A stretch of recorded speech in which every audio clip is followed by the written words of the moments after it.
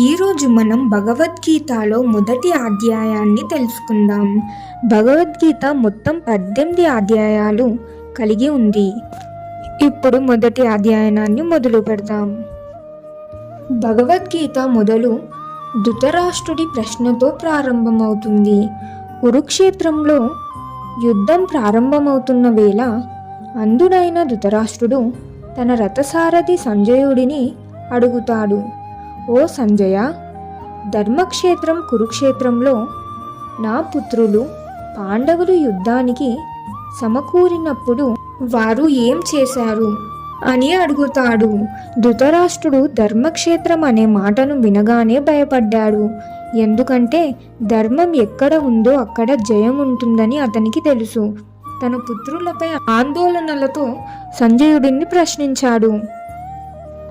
సంజయుడు ధృతరాష్ట్రుడికి యుద్ధ భూమిలో జరుగుతున్న విషయాలను వివరించడం ప్రారంభిస్తాడు. కురుక్షేత్రంలో పెద్ద యుద్ధం జరగబోతుంది. ఒకవైపు పాండవులు, మరోవైపు కౌరవులు. యుద్ధం ప్రారంభం కావడానికి ముందు అర్జునుడు తన రథసారథి అయిన శ్రీకృష్ణుడిని అడుగుతాడు, ఓ కృష్ణ, నా రథాన్ని మధ్యలో నిలిపి ఎవరు వచ్చి యుద్ధం చెయ్యబోతున్నారో చూపించు అని.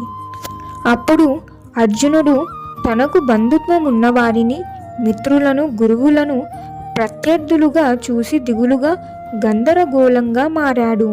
ఆయన మనస్సు నిస్సంతువగా మారి తన కఠిన కర్తవ్యాన్ని గురించి సందేహపడ్డాడు.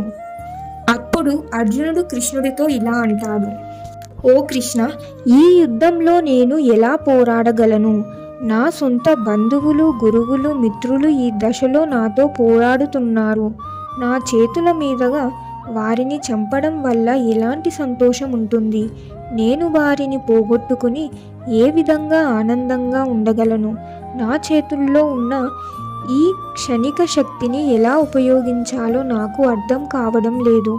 ఈ యుద్ధంలో పాల్గొనడం నా ధర్మమా? నిష్ఠూరతతో వారి రక్తాన్ని చిందించడం కన్నా నేను యుద్ధాన్ని వదిలివేస్తాను. అర్జునుడు మరింత భావోద్వేగాలతో ఇలా అంటాడు, ఓ కృష్ణ, నేను ఈ యుద్ధంలో ఎలా పాల్గొనగలను? నా బంధువులు, గురువులు, స్నేహితులు అందరూ నా ఎదుట నిల్చొని ఉండగా వారితో పోరాడడం నాకు ఎలా సాధ్యం అని కృష్ణుడిని అడుగుతాడు.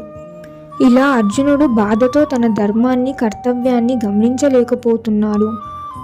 తన ఆత్మ గందరగోళంలో చిక్కుకుని తన చేతిలో ఉన్న విల్లుని కూడా నిరాశగా వదిలివేస్తాడు. కృష్ణుడిని ప్రార్థిస్తాడు, ఓ కృష్ణ, నాకు సరిగ్గా అర్థం కావడం లేదు, నేను ఏమి చేయాలో అని. ఈ విధంగా మొదటి అధ్యాయం ఇక్కడ ముగుస్తుంది. ఈ అధ్యాయంలో మనం అర్జునుడి దుఃఖాన్ని, ఆత్మ గందరగోళాన్ని చూసాం. కానీ ఈ సందేహాలకు సమాధానాలు 2వ అధ్యాయంలో ప్రారంభమవుతాయి. ఈ ప్రశ్నలకు కృష్ణుడు ఎలా సమాధానం ఇచ్చాడో తెలుసుకోవాలనుకుంటే 2వ అధ్యాయాన్ని తప్పక చూడండి. ధన్యవాదాలు. భగవద్గీత గురించి మరిన్ని వివరాలు తెలుసుకోవడానికి మన ఛానల్ను సబ్స్క్రైబ్ చేయండి మరియు వీడియోలను లైక్, షేర్ చేయండి. ఈ వీడియోలో ఏవైనా తప్పులు ఉంటే క్షమించగలరు. మీ విలువైన అభిప్రాయాలను కింద కామెంట్స్లో తెలియజేయండి. జై శ్రీకృష్ణ.